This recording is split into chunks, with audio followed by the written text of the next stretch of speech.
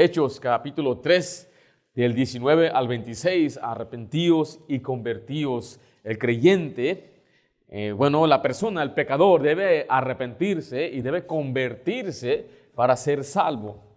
Este mensaje que vemos aquí nos muestra el único camino hacia el perdón de pecados. Sin fe en Cristo no hay perdón de pecados. Aunque no se requiere un cambio de comportamiento previo, el arrepentimiento implica un cambio más que nada interno, pensamiento de incredulidad a la fe en Cristo. Mire, aquí lo que está sucediendo, como hemos visto en las últimas semanas, capítulo 3 inicia con la sanidad de un hombre cojo que estaba sentado en la puerta de la hermosa en el templo. Aquel hombre se sana y vimos que la sanidad es de Dios, no del hombre. Y cuando el hombre es sanado, Pedro y su compañero Juan aprovechan la oportunidad para señalar a Cristo y predicar el Evangelio de Jesucristo. Y la semana pasada vimos una tremenda exposición de la deidad de Cristo y la salvación por medio de Cristo.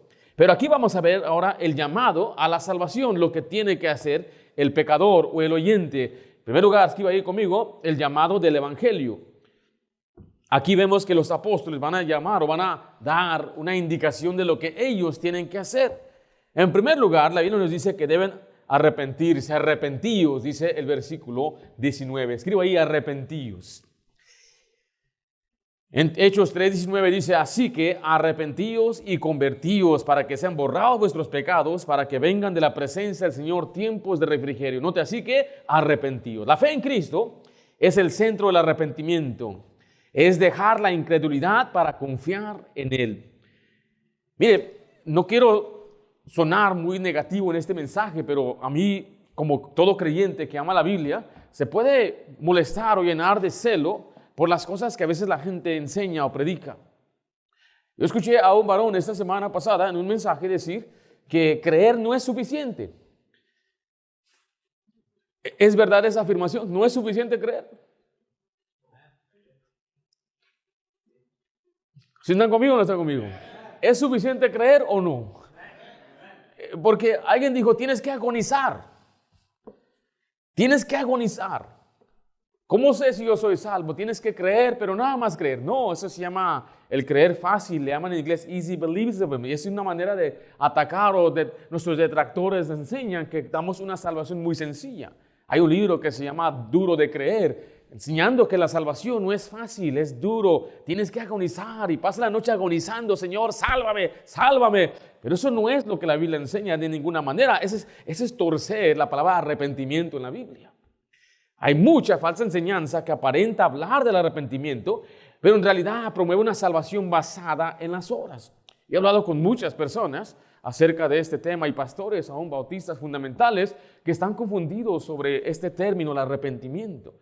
Yo quiero que usted en esta noche escuche lo que la Biblia dice y usted tenga una postura muy bíblica centrada, y más que nada la postura de nuestra iglesia es que el arrepentimiento no tiene que ver con un deseo de cambiar o una promesa de cambiar o mostrar ciertas evidencias, porque nadie puede cambiar antes de que el Espíritu Santo more en él, y nadie va a cambiar a lo menos que camine en el Espíritu o ande en el Espíritu. O sea que no es automático el cambio que viene. Este cambio viene cuando una persona empieza a nutrirse y crece en el Espíritu. Ahora mire, lo que le estoy presentando, ahorita le voy a mostrar algunas cosas que se dicen. Esto ocurre porque le añaden lo siguiente como un requisito para salvación. Escuche, el pecador debe arrepentirse de sus pecados para ser salvo.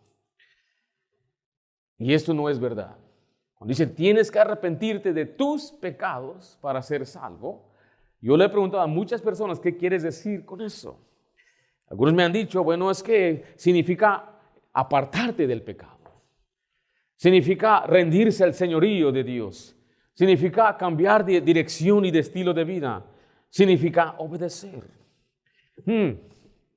Muchos piensan entonces que implica una decisión de cambiar.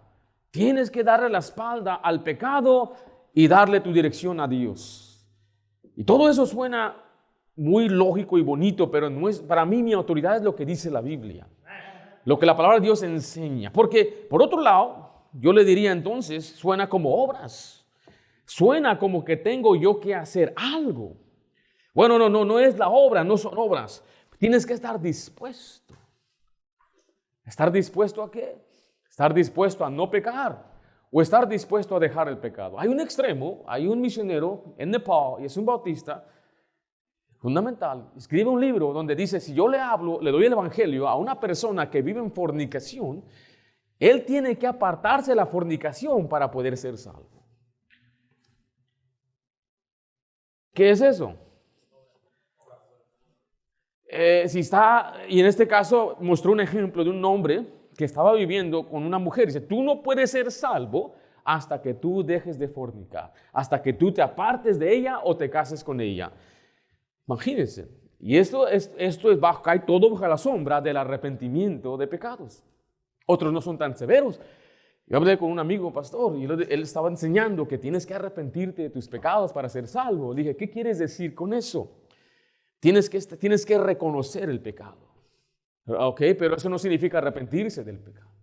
Tienes que ver la gravedad del pecado, pero eso no es arrepentirse de sus pecados.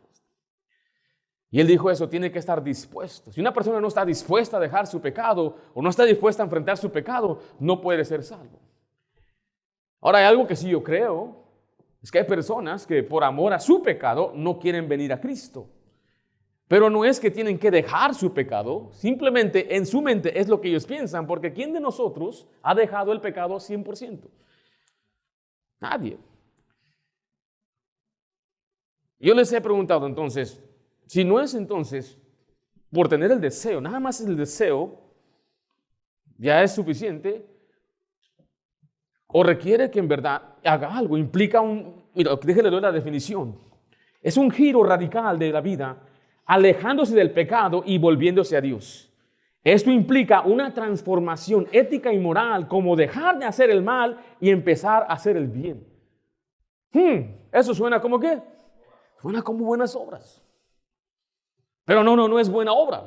Lo disfrazan también, es que no es perfección, es no practicar el pecado. No vivir en la práctica del pecado. Hace 2 semanas descubrieron a un pastor que tenía 73 años, estar con una mujer en sus 20s. Y este hombre por 5 años tuvo una relación inapropiada. Es una manera muy abierta para explicar eso. Ahora, ¿por qué uso este ejemplo? Porque este varón enseñaba esto, que este arrepentimiento te aleja de no vivir practicando el pecado. Un verdadero salvo no practica el pecado. Entonces, por ende, en su definición, este hombre no era salvo, porque estaba practicando el pecado por 5 años. No fue un accidente, no fue una aventura, por 5 años. Pero aquí vienen ya sus defensores. Es que así no es exactamente, nunca lo fue así. Si aquel hombre dice eso, entonces él por su boca, por su palabra va a ser juzgado. Por eso la Biblia nos enseña que el arrepentimiento es un cambiar de parecer. Se lo voy a explicar en un momentito, pero quiero que lea conmigo 1 de Juan 3:4, tomando esa definición que nos han dado.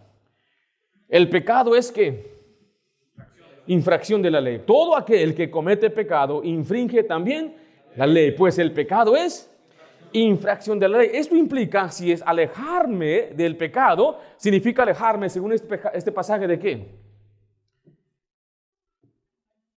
¿Qué es el pecado?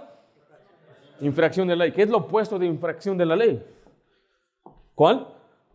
Obedecer. Significa que apartarme del pecado significa que voy a obedecer. Pero la Biblia misma nos enseña que el depender de las obras de la ley está uno bajo maldición.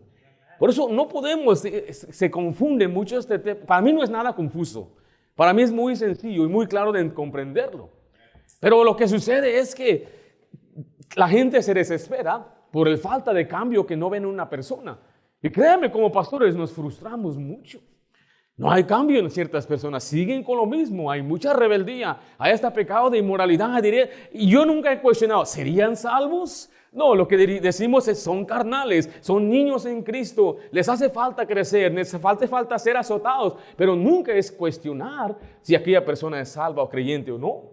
Yo dudaría de la salvación de una persona si me está diciendo, es que no me estoy portando bien, pastor, yo no sé si voy al cielo. Ahí sí dudaría de su salvación, porque me está diciendo que su fe está en sus obras, en su conducta. Y si el pecado es infracción de la ley y voy a apartarme del pecado, significa que tengo que andar en los mandamientos para ser salvo. Ahora vaya conmigo a Romanos 3 en su Biblia. La ley nos enseña claramente que el pecado, perdón, que la ley nos condena. Nadie es salvo por guardar la ley. Romanos 3:19, ¿están conmigo? Pero sabemos que todo lo que la ley dice, lo dice a los que están bajo ¿qué? Bajo la ley. Esos son los que no son salvos. Porque para que toda boca se cierre y todo el mundo quede bajo ¿qué cosa? El juicio de Dios. Ahora, muchos están confiando en su comportamiento y no en el Salvador. Si usted está confiando en la ley o las obras, o que hubo un cambio, o que usted cambió de dirección, usted está confiando en algo que le está condenando. Está confiando en la ley que condena. En Juan 5:45, ¿lo tienen ahí ustedes? Ok, yo se lo voy a leer. Dice, no penséis que yo voy a acusaros delante del Padre. Hay quien os acusa, Moisés, en quien tenéis vuestra esperanza. O sea, aquí Jesús está diciéndole a los judíos, tú tienes un problema porque tú pones tu confianza en Moisés, pero Moisés mismo te va a acusar. O sea, la ley misma, sigamos leyendo Romanos 3:20, estamos ahí. Ya que por las obras de la ley, ningún ser humano será ¿qué? Justificado delante de él, porque por medio de la ley es el conocimiento del pecado. Pero ahora, aparte de la ley, se ha manifestado la justicia de Dios, testificada por la ley y por los profetas. La justicia de Dios por medio de ¿qué? De la fe. Ahora aquí vemos ahora distinción entre fe y obras. Porque este mismo grupo van a veces confundir que la fe es una obra. Pero en Romanos voy a mostrarle varios pasajes que distinguen. Recuerde, la obra en la Biblia siempre es obras de la ley. Todas las obras están vinculadas o ligadas a la ley. No hay buena obra fuera de la ley. Estaba hablando yo con una señora, creo que era pentecostal, me decía la señora, no es que, dice, no por obras para que nadie se gloríe. Bueno, me decía ella, las obras es diferentes de la ley. Nosotros guardamos la ley y las obras son diferentes, son extra. Pero no, la Biblia claramente enseña obras de la ley. Todas las obras son de la ley. Todas las obras, la obra es obedecer a un mandato. Cada obra está ligada o vinculada a la ley. ¿Okay? Mire lo que dice una vez más, el versículo 22. La justicia de Dios por medio de la fe para todos los que creen en Él, porque no hay diferencia, por cuanto todos pecaron y están destituidos de la gloria de Dios, siendo justificados gratuitamente por su gracia, mediante la redención que es en Cristo Jesús, a quien Dios puso como propiciación por medio de la fe en su sangre, para manifestar su justicia, a causa de haber pasado por alto en su paciencia los pecados pasados, con la mira de manifestar en este tiempo su justicia, a fin de que Él sea el justo y el que justifica al que es de la ¿qué? De la fe. ¿Dónde está la jactancia? Queda excluida. ¿Por cuál ley? ¿Por la de las obras? No, sino por, ¿qué dice enseguida ahí? La ley de la fe. Note, es muy diferente. Las obras y la fe están divididas. 28. Concluimos pues que el hombre es justificado por fe. ¿Sin qué? Sin las obras de la ley. Está separado. No puede mezclar la fe y las obras. Porque el otro lado dicen que el arrepentimiento es cuando vienes por fe que produce obras. Una fe que viene sola, una salvación por fe nunca viene sola. Pero eso tampoco es lo que enseña Romanos, ni Gálatas, ni Colosenses, porque es una distinción. Pablo aquí en Romanos estaba escribiendo la ley de la fe, la justicia de Dios, aparte o sin incluir la ley. Pablo lo dice en Filipenses 3:9 de esta manera, y ser hallado en él, no teniendo mi propia ¿qué? Justicia, que es ¿por qué? Nuestra propia justicia viene por la ley, por guardar la ley, sino la cual es por la fe de Cristo, la justicia que es de Dios por fe. Entonces, ¿cuál justicia anhela usted? La justicia que es de fe, por medio de Cristo. Cuando usted cree en Cristo, Él le da su propia justicia, usted es justificado, declarado justo. Pero la justicia que es por la ley, esta viene por guardar los mandamientos. Y Pablo mismo dijo, yo no quiero ser hallado en mi propia justicia, no quiero ser probado ni juzgado, porque existen dos leyes, la ley de la ley y la ley de la fe. ¿Cuál de esas quiere usted? ¿La ley de las obras o la ley de la fe? Ahora, le estoy diciendo todo esto porque no puede ser dos. Decir una persona, bueno, arrepentirte de tus pecados significa estar dispuesto a guardar la ley. Vea cómo suena todo esto, suena como obras. Entonces tiene que haber obras. Y sí, mire, lo que le estoy diciendo es que tiene que haber obras para el hijo obediente. Tenemos que andar en buenas obras y tenemos que glorificar a nuestro Padre, y nos manda Dios a obedecerle, y como vimos el domingo en la mañana, para darnos recompensas en el cielo. Nos motivamos porque nuestras obras nos siguen al cielo. Y esa es la bendición de ser salvo por la fe. Sin embargo, queremos regresar ahí a Hechos, y quiero darle la definición bíblica, una definición literal. El significado de arrepentimiento viene una palabra en griego que se llama, y voy a usar el griego porque yo quiero defenderme con todo el conocimiento necesario. En español y en inglés y en griego, mataneo es pensar diferente o después, es reconsiderar. Esa es la definición literal. ¿Sí me estoy explicando? La definición literal nos da mucha luz a lo que significa eso. O sea, quiere decir percibir posteriormente o después. O sea, la primera parte significa eso. Posteriormente, implicando cambio. Percibir, mente, el asiento de la reflexión. O sea, reconsiderar en la mente. Eso es lo que literalmente significa esta palabra, que significa arrepentirse. Ahora, entonces, ¿cómo aplica a la salvación? Bueno, mire lo que dice, por favor, en 2 de Timoteo 2:25. Que con mansedumbre corrija a los que se oponen.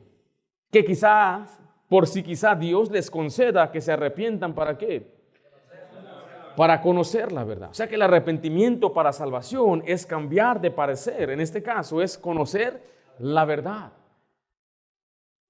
De incredulidad a fe. La verdad, ¿qué es lo opuesto a la verdad? La mentira. ¿Y qué es la mentira en cuanto a la salvación? Portarse bien, la religión, adorar a cierta imagen. Pero note primera de Juan 3:36, el que cree en el Hijo tiene ¿qué? Vida eterna, pero el que rehúsa creer en el Hijo no verá la vida, sino que la ira de Dios está sobre él. Juan 3:18 dice, el que en él cree no es condenado, pero al que no cree ya ha sido condenado, porque no ha creído en el nombre del unigénito Hijo de Dios. En esta noche no voy a abordar todo el tema del arrepentimiento, lo haré quizás en otro mensaje, hay mucho, Mateo habla de ello, hay pasajes que sí se tuercen y parece que sí dan como obras dignas de arrepentimiento, pero no ven el contexto, a quién se le habla, a quién se le está reprochando, a víboras, a gente incrédula. Cuando hablamos del arrepentimiento en el bautismo de Juan en Hechos, cuando Pablo enfrenta a ciertos discípulos, o sea, hay muchos pasajes, pero le mostré la clave para comprender el arrepentimiento en cuanto a la salvación es que es por fe sin las obras de la ley. Porque si el arrepentimiento requiere obras o evidencias, entonces ya se convirtió en una salvación no solamente de fe. Como aquella persona decía, la gente no se salva solo por creer. No es solo por creer. Tiene que ser acompañado por obras dignas de arrepentimiento. Eso es muy peligroso. Una persona cae en esa trampa. Y este pasaje nos enseña claramente que el arrepentimiento es necesario para salvarse, pero no implica un cambio de vida o evidencias. Lo que necesita es solamente creer bien. Entonces, pastor, ¿por qué hay tanta gente que no se cambia o no sigue en lo mismo? Yo pienso, la mayoría de gente no comprende bien el Evangelio. ¿Cuánta gente se le explica el Evangelio como nosotros se lo explicamos? Es más, cuando evangelizamos, duramos ¿cuánto? 20, 25, 30 minutos con una persona. El que una persona nada más escuche, Cristo te amó, repite conmigo, ese es un problema muy grande. Porque no queremos que la gente nada más repita una oración. Queremos que asientan. Asentir significa que comprendan bien, que la persona perciba y comprenda el mensaje de la palabra de Dios. Por eso cuando la persona le preguntamos, ¿usted comprendió el mensaje? Sí. ¿Usted cree en Jesucristo? Sí. Aún así, hay duda. ¿Por qué? Porque no somos Dios y no conocemos su corazón. Pero lo que le estoy diciendo con todo esto, yo creo que es el primer problema grande que hay. El segundo es que, como me decía aquella persona, que él creía esto, le decía, entonces si yo creo y yo recaigo, ¿qué sucede? ¿De qué me arrepentí yo? Yo fui salvo a los 8 años y me acuerdo muy bien, a los 8 años, ¿de qué me tuve que arrepentir? No andaba vagando, no andaba de borracho, no andaba en vicios. ¿Y sabes qué me dijo? Bueno, tú no necesitabas arrepentirte. Wow, ¿ves cómo cambia entonces este juego a cualquier persona? No hay una enseñanza clara que digan esto es para todos. Cuando yo tenía 8 años, yo pensaba que para irme al cielo tenía que portarme bien. Entonces yo tenía que arrepentirme de creer en eso y confiar en Jesucristo como lo único que me salva. Entonces sí tenía de qué arrepentirme. Y si yo me arrepentí y creí de todo corazón, asentí, estoy sirviendo al Señor y recaigo. ¿Qué significa eso? Nunca fui salvo. No había comprendido el Evangelio. No es que el justo cae 7 veces. Hay quienes no se vuelven a levantar. Hay quienes practican el pecado por años y años y años y siendo hasta pastores y famosos y todo, el más grande de los famosos que hay en Estados Unidos. ¿Y qué de él? Por eso están tan confundidos tantos en estos días sin saber si esta persona fue verdaderamente salva. ¿Sabe qué me dijeron? Su corazón lo engañó para pensar que era salvo. Y si su corazón lo engañó para pensar que era salvo, él nunca fue salvo. Pero todo lo que enseñó y todas sus prédicas y todo, bueno, Dios sabe, ya últimamente sus caminos son más altos que los nuestros y Dios es tan inescrutable son sus conocimientos. Ya nos dejan otra vez al principio, en otras palabras, cállate, tú nada más confía en lo que yo creo. Me da mucho celo por esto, porque yo espero que cuando usted escuche tenga bien sus antenitas y usted sepa y no sea confundido y no se desanime, porque sí, la salvación es gratuita por fe, no cuesta nada, es un don de Dios, es solo por fe y no necesitamos más. Pero si alguien no crece, no sé, quizás es malagradecido, quizás es un carnal, quizás no le gusta que le prediquen y se le enseñe. O sea, tiene la persona que responsabilizarse por su propio crecimiento espiritual. Eso es lo que significa arrepentimiento. Pero después vemos convertidos. Vaya, Hechos 3:19 dice, así que arrepentíos y convertidos. Y estas dos van de la mano. Cuando usted ve arrepentimiento, fe y convertirse, todo sucede en el mismo momento. La salvación por fe, sin obras ni evidencias, es un concepto central en el Evangelio de la Gracia. En este enfoque, la salvación no depende de las acciones humanas, ni de las buenas obras, ni siquiera de las evidencias externas del cambio de vida, sino solamente una fe en Jesucristo y nadie más. Ahora, ¿qué significa la palabra convertir? Si usted ve la etimología de la palabra convertir, es la misma que la definición griega. Significa volver o girarse. ¿Qué significa? Y es un error cuando alguien dice, ahí está un nuevo convertido. Lo han hecho como un pronombre, pero en la Biblia nunca se le da como un pronombre. Nunca se le llama a una persona convertido. Se le llama discípulo, creyente. Se le llama santo, pero nunca convertido. Porque lo que sucede en la salvación, y aquí va toda la mano, voy a preguntar aquí a alguien que me ayude. Vamos a ver, ¿quién me puede ayudar? Hermano, ¿podría usted ayudarme, hermano Enrique? Usted fue salvo de niño, dice, ¿eh? ¿Usted antes creía en otras cosas? ¿No? Ok, hermano Ángel, ¿tú puedes venir por acá, por favor? Hermano, tú vas a ser perfecto para esto. ¿Sí está bien, hermano Ángel? Quiero que vean el testimonio. Pasa, hermano, súbete acá arriba. Yo sé que viene el trabajo, hermano, gracias, que te bendiga. No, que sí. Antes, cuando tú ibas creciendo, ¿qué se te enseñó a ti? ¿Qué era la enseñanza de tus padres, tu mamá, que te enseñaban en cuanto a religión? Los 10 mandamientos. ¿De qué fondo vienes? Católico. Catolicismo. Entonces se te enseñaba todo lo que era el catolicismo. ¿Qué? Y lo que sucedió en tu vida fue que un día tu papá te empezó a como poner semillas, ¿verdad? Sí. Para que tú puedas acercarte a él. Tu papá fue cristiano, se murió durante el COVID, fue la gloria. Pero eso fue más que nada lo que después le impulsó a buscar a Dios. Pero cuando tú escuchaste el Evangelio plenamente, lo comprendiste. ¿Tienes una memoria? ¿Te acuerdas cuándo fue? Sí. Entonces, desde ese momento lo que él hizo es que él se arrepintió. Cambió de parecer. Ya no creías que para irte al cielo, ¿qué tenías que hacer antes? ¿Qué pensabas antes? Buenas acciones. Entonces, ¿a dónde ibas según tu conocimiento? Según lo que yo creía, Sí, al cielo. por hacer las cosas buenas. Pues bueno. Oh, eres tan bueno. Era uno de ellos. Okay. Pero después te diste cuenta de la realidad de tu pecado y el Evangelio y te diste cuenta que sin Cristo, No había nada. y cuando creíste en Jesús, pasaste de muerte a vida. Y aquí vino el arrepentimiento. Cambió su forma de parecer. Antes estaba confiando en sus obras. Antes estaba confiando en que él era una buena persona, que no le hacía daño a nadie. Estaba él trabajando, esmerándose para alcanzar el cielo. Y tenía él la certeza, la idea, él pensaba que él iba al cielo. Pero cuando él entendió plenamente el Evangelio, se dio cuenta que necesitaba un Salvador. Y cuando él entonces da cuenta, vamos a suponer, él se gira de aquí, confiando en sus obras, se gira hacia Jesús. Y pone su confianza en Jesús. Eso se llama convertirse. Esa es la palabra volver. Y te lo voy a probar porque siempre que aparece la palabra convertir, siempre es de una cosa a otra. Significa girarse o voltearse. La gente lo tuerce diciendo es una vuelta de 350 donde ahora tu vida es recta. Pero eso no es porque se trata del objeto de la fe, no de las acciones. Claro que ahora que él cree en Cristo y sigue a Cristo, han cambiado sus acciones, pero no fue esencial para que él fuera salvo. ¿Sí comprendes eso? Entonces tú creías en algo, tus buenas obras, portarte bien, te giras hacia Jesucristo y tú crees en Cristo y recibes, después dice, el perdón de pecados. Tus pecados son borrados. Gracias, hermano Ángel, fue un buen ejemplo para esta lección que estamos aprendiendo el día de hoy. Vaya conmigo a Hechos 26 en su Biblia.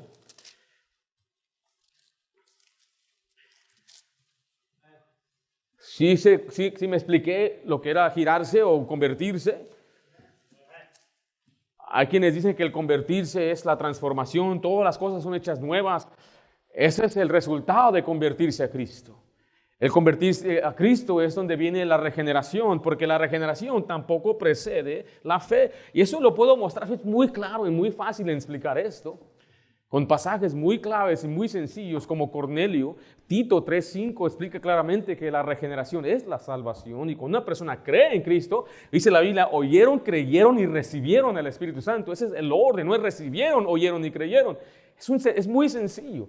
Pero eso suena muy sofisticado, con gente con palabras muy infladas, te deja encantado, fascinado. Y hasta cuestionas, ¿por qué mi pastor no enseña esto? Porque eso es basura, yo no creo en esas cosas. Nosotros no practicamos aquí doctrinas de gracia, aunque sí creemos en la gracia, la doctrina de la gracia, pero doctrinas de gracia implica un acróstico tulip enseñado por los reformados. Y eso es lo que nosotros no practicamos ni creemos solamente lo que dice la Escritura. La Biblia es nuestra única autoridad para nuestra fe. Hechos 26:18 dice, para que abra sus ojos, para que se convierta. ¿De qué? De las tinieblas a la luz y de la potestad de Satanás a Dios. Note que se van a girar de las tinieblas a luz. Las tinieblas, aquí habla de la ignorancia, la ceguera, falta de conocimiento de la verdad. Y la luz es la verdad. Por ende, el Evangelio en 2 Corintios 4:3 dice así la Biblia, pero si nuestro Evangelio está aún encubierto, entre los que se pierden está encubierto, en los cuales el Dios de este siglo, ¿qué hizo? Cegó el entendimiento de los incrédulos para que no les resplandezca la luz del Evangelio de la gloria de Cristo, el cual es la imagen de Dios. Note, allí está la misma enseñanza. La persona debe convertirse de la ignorancia, de las tinieblas, a la luz, para que ya no tenga esa ceguera espiritual, para que pueda comprender y resplandezca, pero el diablo está cegando el entendimiento. Por eso este pasaje habla también de la potestad de Satanás. Satanás retiene que la gente crea para que no pueda creer lo que dice la Biblia con tanta religión, con tanta enseñanza. Hace unas semanas estaba enseñando a unos maestros en la Ciudad de México. Yo hablé de la Madre Diosa. Yo me refería a una mujer que se encuentra en Corea del Sur, una iglesia enorme. Pero ellos pensaban que me refería a una mexicana que dice que ella es Dios. Pero tiene seguidores, miles y miles de seguidores. Digo, yo siempre me pregunto, ¿cómo es que esta gente dice, yo soy Dios, sígueme? Y la gente le sigue. Y nosotros le decimos, Dios es vivo, Dios te salva, síguele a Él. Y no quieren seguir al Dios verdadero. Y es una mujer que su papá era Dios también y ella se convirtió en Dios. Y no, si usted viera los videos, usted también se quedaría con la boca. Yo me quedé con la boca abierta. Me dice, en mí está la esperanza, búsqueme a mí, pídeme a mí, yo te voy a conceder todos tus deseos. Nada más mándame una ofrenda. Dije, qué tremendo. Digo, no es posible que la gente mandaría, pero sí le mandan. La ceguera espiritual. La gente está cegada con un evangelio falso. 1 Tesalonicenses 1:9 dice, porque ellos mismos cuentan de nosotros la manera en que nos recibiste y cómo os convertiste, ¿de qué? De los ídolos, ¿a quién? A Dios, para servir al Dios vivo y verdadero. Sí, Dios, se giraron de... ¿Y los ídolos qué representan? Los dioses de ellos que requieren obras. Entonces dice, ya te vas a girar, te vas a convertir de los ídolos al Dios vivo y verdadero. Esa es la salvación. Es creer en Jesucristo y ya no confiar en cualquier cosa, cualquier otro objeto de su salvación que era antes, ahora está solamente en Jesús. Y no puede ser Jesús y las obras. No puede ser Jesús y un bautismo. No puede ser Jesús y, bueno, quizás voy a perseverar. Quizás es Jesús y mi arrepentimiento. O una promesa, Señor, es solamente Jesús. Girarse del objeto de salvación a una persona que es Jesús. Solamente Cristo. ¿Y qué es lo que sucede? Bueno, nuestros pecados son borrados. Escribo ahí, borrar los pecados. Este es el mensaje. Arrepiéntanse. El contexto del mensaje que Pedro está predicando era de Jesucristo. Ustedes crucificaron al autor de la vida. Ustedes mataron al Mesías. Ahora ustedes lo que tienen que hacer es cambiar de parecer, es creer en Jesucristo. Todos los profetas anuncian de Él y deben convertirse a Él para que ustedes reciban el perdón de pecados. Esa palabra borrar los pecados implica el perdón de pecados. ¿Están ahí Hechos 3:19? Así que arrepentíos y convertíos para que sean borrados, ¿qué cosa? Vuestros pecados. Vaya a Hechos 26, regresemos allá. Porque es por la fe que recibimos el perdón de pecados. ¿Estamos ahí? Dice Hechos 26:18, para que abra sus ojos, para que se conviertan de las tinieblas a la luz y de la potestad de Satanás a Dios. Note esta frase, para que reciban por la fe que es en mí, ¿qué cosa? Perdón de pecados y herencia entre los santificados. Es por la fe que el Señor perdona nuestros pecados. ¿Y qué es esa herencia? ¿Cuál es esa herencia? La vida eterna, el cuerpo resucitado, la redención del cuerpo, las arras del Espíritu. ¿Está conmigo? Y todo es pero aquí estamos hablando del perdón. Vaya conmigo a Romanos 4 en su Biblia, Romanos 4.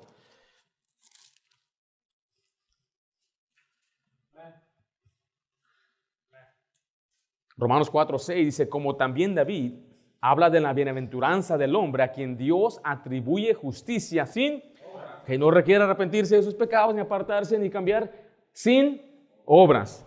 Diciendo, bienaventurado aquellos cuyas iniquidades son perdonadas y cuyos pecados son cubiertos. Bienaventurado el varón a quien el Señor no inculpa de pecado. Eso es por la fe en Cristo Jesús.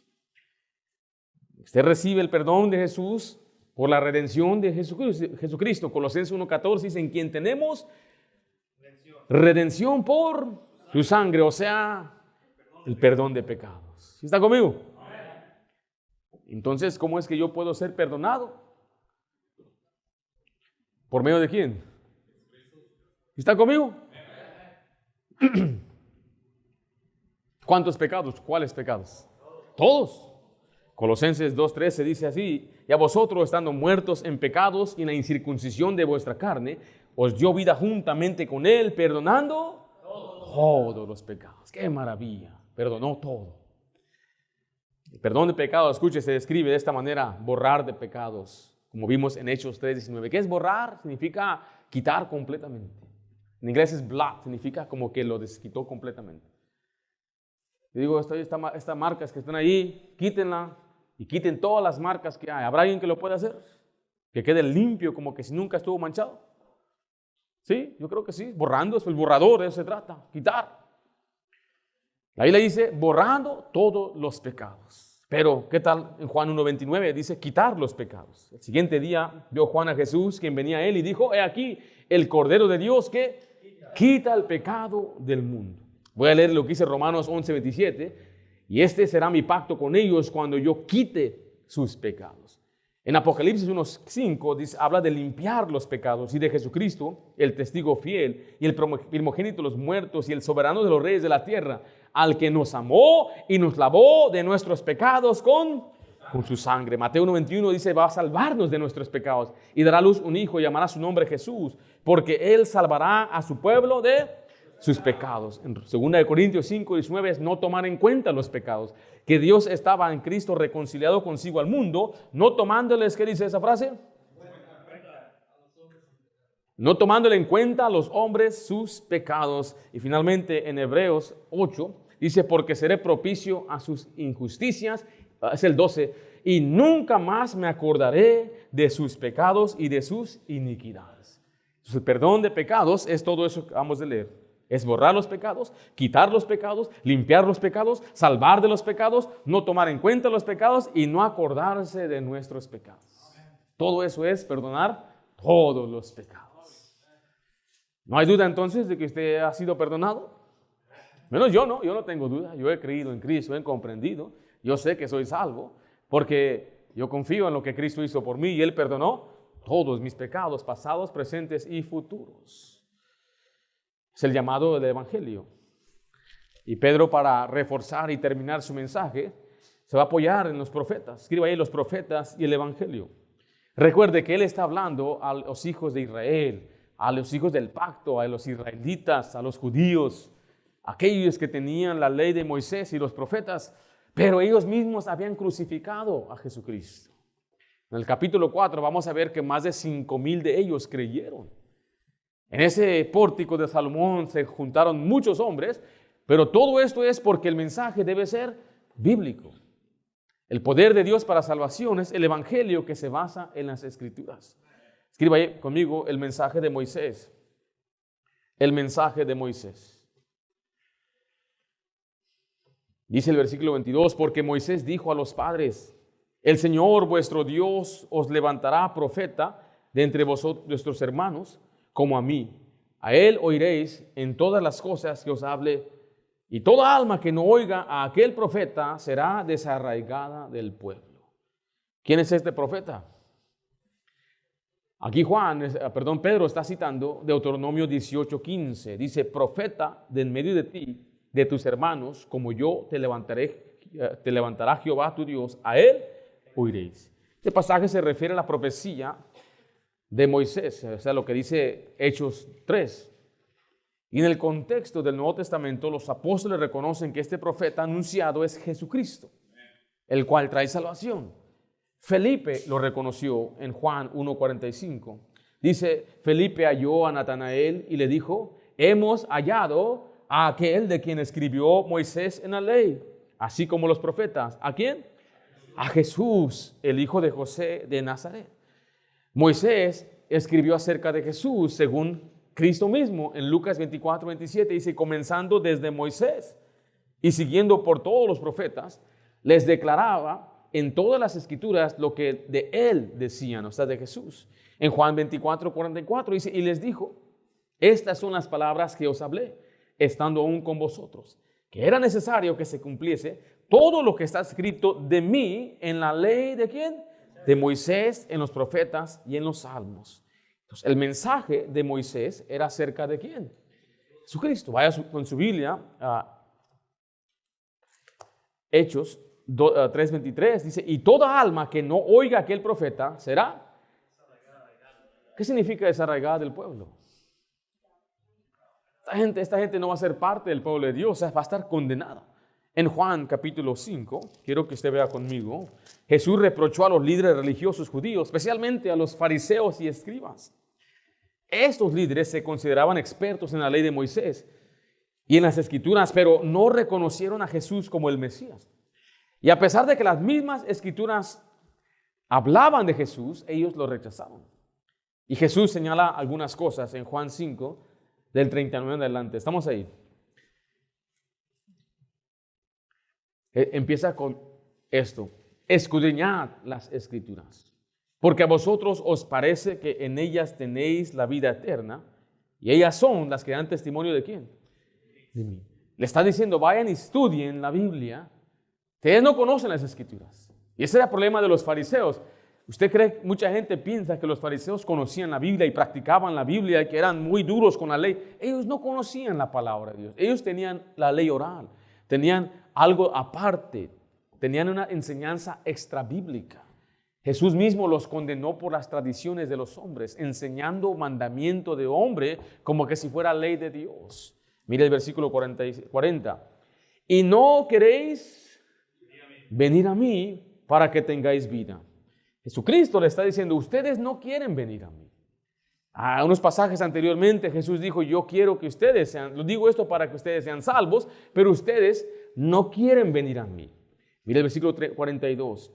Mas yo conozco que no tenéis amor de Dios en vosotros. Yo he venido en el nombre de mi Padre y no me recibís si otro viniere. Note que no tenían ¿qué? ¿Están conmigo, hermanos, o no están conmigo? Despiértense, hermanos. ¿Los pongo de pie un rato o qué? ¿No tenían? ¿Qué querían hacer con Jesús? Lo querían matar. ¿Qué amor es ese? Mira el 44. ¿Cómo podéis vosotros creer, pues si recibís gloria los unos de los otros y no buscáis la gloria del que viene del Dios único? ¿Qué buscaban? ¿La gloria de quién? De ellos mismos. Es el problema de la gente que quiere ganarse por las obras. Por eso es el pasaje, no por obras para que nadie se gloríe. Mire el versículo 45. No penséis que yo voy a acusaros delante del Padre. Hay quien os acusa. ¿Quién? Moisés, en quien tenéis vuestra esperanza. Porque si creyeses a Moisés, me creerías a mí, porque de mí escribió él. Pero si no creéis en sus escritos, ¿cómo creéis a mis palabras? Las palabras no creían en quién. Creen en Moisés. Moisés escribió de Jesús. Y cuando Jesús vino, lo rechazaron, porque ellos no creían las escrituras. Este era el problema de los fariseos. Pero es el mensaje de Moisés. ¿Moisés a quién señalaba? Jesucristo. Moisés escribió de Cristo desde Génesis, capítulo 3. Cuando dijo en tu simiente, ¿te acuerdas, papi? La simiente que viene de la mujer. Desde ahí se empezó a hablar directamente de Jesús.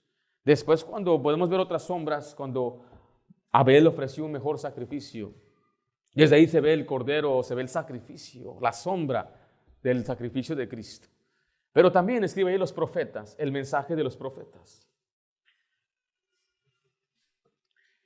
Los profetas también predicaron de Cristo. Pero se dice, ellos no conocieron a Jesús. Claro que no, ellos no vieron a Cristo. Muchos de ellos ni su nombre sabían. El único nombre más cercano o título que sabíamos era Emanuel, que significa Dios con nosotros. Y fue el ángel que le indicó a José que le pusiera Jesús, que significa Jehová salva o Jehová es Salvador. Regresamos a Hechos 3:24, dice, y todos los profetas desde Samuel en adelante, cuantos han hablado, también han anunciado estos días. Los profetas anunciaban de Cristo. El versículo 18 ahí mismo dice, pero Dios ha cumplido así lo que había antes anunciado por boca ¿de quién? De todos sus profetas. Romanos 3:21 y en su bosquejo dice, pero ahora aparte de la ley se ha manifestado la justicia de Dios testificada por la ley y por los profetas. Profeta es un portavoz y aquellos que escribieron el Antiguo Testamento señalaban a Cristo. En Hechos 10:43 dice así, no lo tiene ahí, ¿verdad? Dice, de estos dan testimonio todos los profetas, que todos los que en él creyeren recibirán perdón de pecados por su nombre. Todos los profetas daban testimonio de Jesucristo. Deja nada más le leo algunas de las cosas que testificaron. En Deuteronomio 18 se testificó de aquel profeta que ya vimos. En Isaías 7:14 se testificó del nacimiento virginal. En Isaías 9:6 se habló del príncipe de paz. En Isaías 53 se habló del siervo que sufre. O sea que Isaías describe al Mesías como el siervo sufriente que llevaría los pecados del mundo. En Miqueas 5:4 se menciona el lugar de nacimiento del Mesías. El Mesías nacerá en Belén. En Jeremías 31 vemos el nuevo pacto. Ese es un pacto donde se va a perdonar el pecado y se va a escribir la ley en los corazones de las personas. En Zacarías 9 vemos la entrada triunfante. El rey vendrá a Jerusalén humilde y montado en un asno. En Zacarías 12 dice que mirarán al que traspasaron, refiriéndose a la crucifixión de Cristo. En Salmo 52 se refiere una vez más al sufrimiento del Mesías y el Salmo 16 habla de la resurrección del Mesías. Todos los profetas del Antiguo Testamento señalaban o predicaban de Jesucristo. En Hechos 10:43, como vimos, vaya allá por favor, o ya lo tienen ahí, ¿verdad? De esto dan testimonio todos los profetas. Que todos los que en él creyeren recibirán, ¿qué cosa? Perdón de pecados. Acompáñenme a Hechos 13 en su Biblia, por favor. Bastante doctrina el día de hoy, ¿correcto? Esto es para que no se me ande confundiendo ahí. Hechos 13, versículo 38. Sabed pues esto, varones, hermanos, que por medio de él se os anuncia perdón de pecados, y que de todo aquello de que por la ley de Moisés no pudiste ser justificados, en él es justificado todo aquel, a todo aquel que cree. En otras palabras, nunca fue por la ley de Moisés, y todos los profetas testificaron lo mismo, que era por medio de Jesucristo. Ahora, para que me comprenda bien esto, le voy a repetir. Supongamos que usted era un caballero en los tiempos de Moisés y su nombre era Benjamín. Benjamín, ven acá. Y aquí está Benjamín de la tribu de Isaacar. Sabía que iba a decir de tribu de Isaacar. Él es Benjamín de la tribu de Isaacar. Benjamín, hijo de Zebulón. De Zabulón. ¿Zabulón Sí. o Zabulón? Sabu. ¿Sabu? Ok. Y él era hijo de un siervo de Dios. Y él escuchó el mensaje que un día iba a haber un profeta que vendría. Y él no sabe el nombre de aquel profeta. Usted y yo ya está, vamos a suponer que este representa la cruz de Cristo. Usted y yo estamos en el año 2000. Ya sabemos, tenemos la Biblia completa. Pero él no tiene la Biblia. Es más, no tiene una propia copia de la ley. Moisés todavía ni la termina. Entonces él escucha de Moisés que un día se va a levantar un profeta. Entonces él pone su fe en esa palabra declarada por ese hombre, por profeta Moisés. Él dijo, un día vendrá aquel. Y eso era suficiente para que él fuera salvo. Recuerde, ¿qué creó Abraham para que él fuera justo? ¿Cuál promesa? Sus simientes serán benditas todas las naciones. ¿Cuál simiente? ¿Quién es la simiente? ¿Está conmigo o no está conmigo? Esto yo lo he enseñado aquí muchas veces. ¿Quién es la simiente? Cristo Jesús. Entonces, cuando él escuchó la promesa, dice la Biblia que le fue contada por justicia. Él no tuvo que saber cómo se llamaba la simiente. Él no tuvo que saber dónde iban a nacer. Él no tuvo que saber que iba a morir en la cruz. Él solamente tuvo que saber que venía la simiente. ¿Y están conmigo? Y ahora, unos 500 años después, ahora sí dijimos que era Benjamín. Benjamín. Y él ya escuchó de la simiente y ahora está escuchando que vendría un profeta. Años después, ahora ¿cómo te llamas? Arturo. No, estamos hablando de un hombre judío, es un hombre mexicano, de Guerrero. ¿No sabes los nombres en la Biblia? Hay muchos. Eleazar. Eleazar. Sí. Ok, ahora es Eleazar. Y él escuchó un himno o un salmo que escribió David, Salmo 16. No dejará mi alma en el sepulcro. Habla de la resurrección de Cristo. Y él escucha ese mensaje, entonces ya tiene varias cosas por cual él puede creer. Y mira hacia atrás y se construye un templo, y el templo es un reflejo también de Cristo, el tabernáculo. Todo esto apunta a Cristo. Ahora están los profetas, y los profetas escuchen que vendrá el siervo de Dios, su elegido, para sufrir, llevar la iniquidad de todos. Hablando de Jesús. Y ahora tú eres otro personaje, eres Felipe ahora. Vives en los tiempos de Cristo. Tú ya crees en todo eso. Tú estás esperando el Mesías. Tú ya estás convencido. Es más, tú ya eres salvo bajo la premisa de la Biblia. Tú ya fuiste justificado. Eres una oveja perdida. Pero viene el buen pastor. Y cuando el pastor predica, tú oyes la voz y tú sigues. Él ya era salvado. Solamente ahora escuchó la voz del pastor. Y yo les doy vida eterna. Y no perecerán jamás. Mi Padre que me las dio es más fuerte que todos y nadie las puede arrebatar de la mano de mi Padre. Ya vio, mis ojos han visto mi salvación, dijo Ananías. Había escuchado, pero ahora yo vi. Yo pudieron sostener su salvación en Cristo y ahora está un hombre siguiendo a Cristo, el discípulo de Cristo. Pero él todavía no comprende todo porque él está esperando un reino. Cristo muere en la cruz y está bien afligido.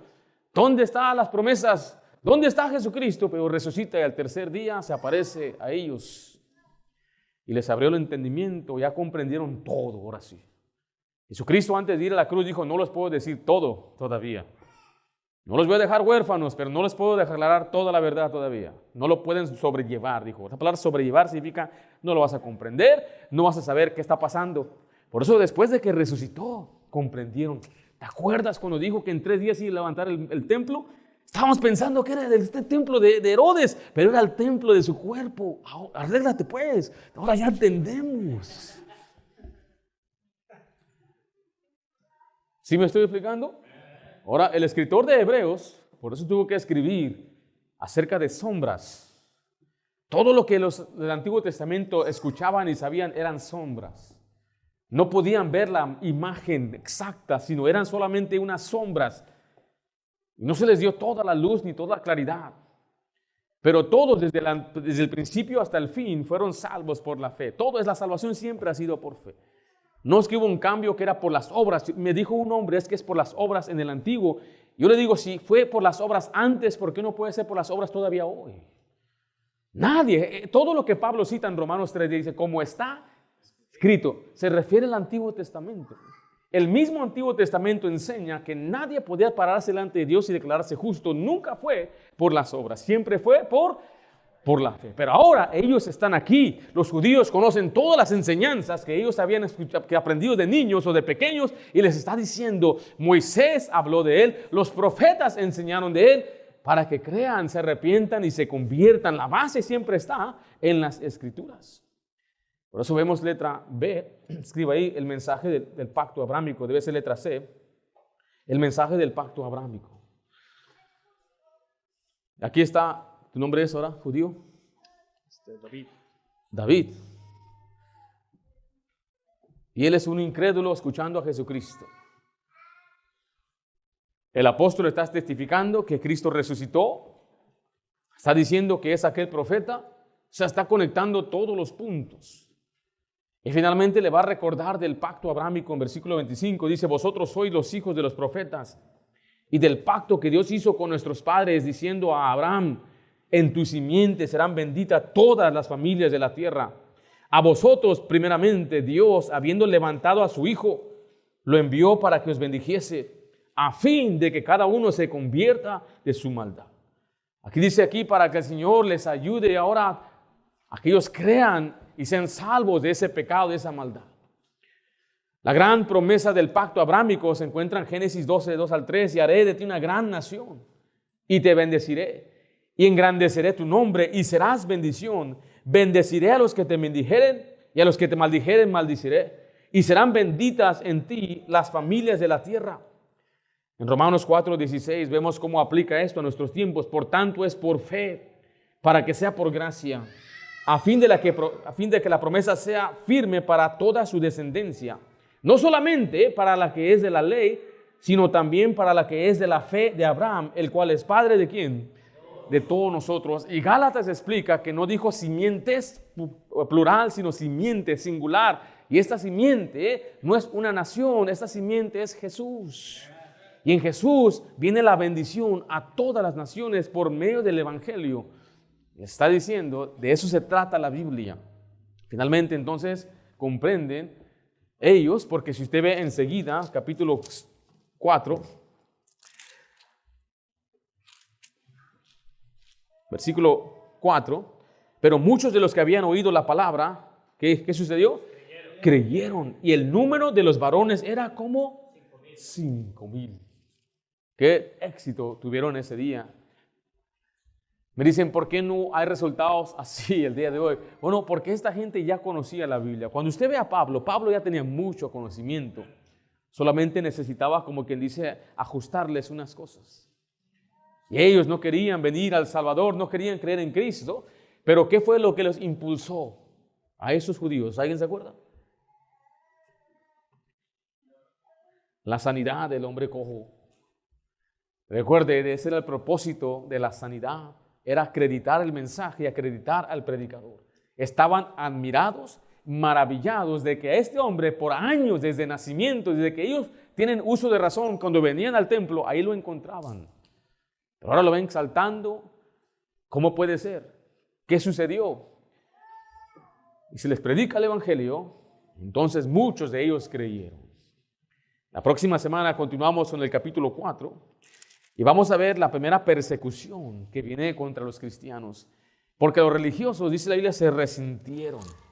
No les gustó o no les gusta que prediquen en otro o una autoridad que no es de ellos. Hoy vimos entonces el llamado del Evangelio y los profetas y el Evangelio. Vamos a orar. Padre Santo, damos gracias por la salvación que nos has dado. Te pedimos, Dios, que nos llenes de gozo, alegría, sabiendo, Señor, que lo único que tu palabra requiere es que nosotros creamos, confiamos en ti. No estamos confundidos, Señor, de que tenemos que hacer nuestra parte y luchar y esmerarnos, Señor. Nadie sería salvo así. Qué feo es vivir así. Pero tenemos paz y tenemos seguridad y acceso por la fe en Cristo Jesús. Como has derramado tu gracia y tu amor en nosotros, Señor, pedimos que nos ayudes a crecer y a ser obedientes.